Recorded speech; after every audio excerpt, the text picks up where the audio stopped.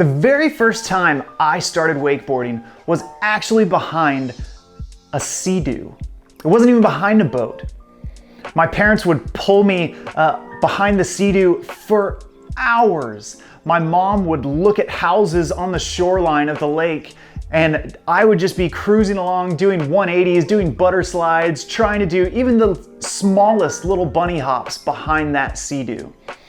And then the very first boat that I rode behind was this 18-foot brown and tan Glastron. It was an outboard motor, and the second I started riding behind it and seeing the wakes and how I could use them to jump, oh man, that was an incredible moment for me where I felt like I was getting huge amounts of air, and in reality, it was only a couple inches. What is your favorite boat to ride behind? Or even the first boat that you remember riding behind? Or if you've never ridden behind a boat and you're more of a cable rider, what's the best cable that you've ever been to? And what was it like the first time that you got out on the cable?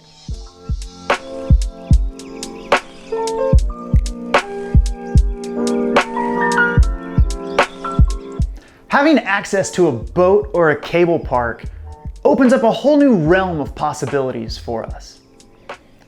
Now we're able to get out on the water and not just be stuck on the shore staring at it.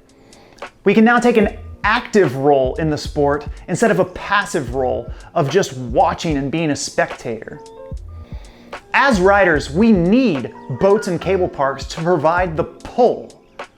Without the pull, we can't get out on the water at all. The pull provides the way for us to get out on the water and participate in the sport that we love. Whether it's a boat or a cable park, the pull is responsible for three main things. First, it created our ability to get out on the water. It created water sports in the first place. Second, it pulls us and guides us through the water in the direction that we go. And lastly, it provides a safe place for us to rest if we ever need to come in from riding. In Psalm 32, God says, "I will instruct you and teach you in the way you should go. I will counsel you and watch over you."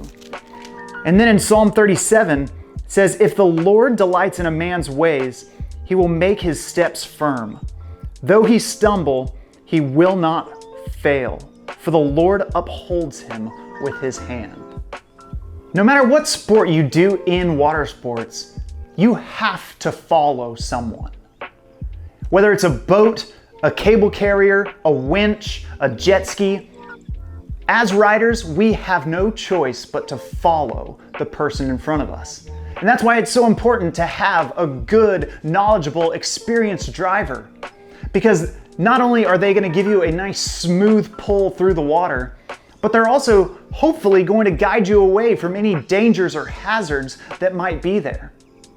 Now, the Bible says that God is a trustworthy guide through life. And that no matter what, if we put our faith in Him, that God is going to guide us down a path that will prosper us, that will keep us safe, that will always be in our best interests. You see, God is trustworthy to guide us on that path because He has created the path. And not only did He create the path, but He also came down to earth and walked that path along with us. And He did that through the person of Jesus. What are some other characteristics about God that you feel are in common with a boat or a cable park? And do you believe that God is trustworthy to follow?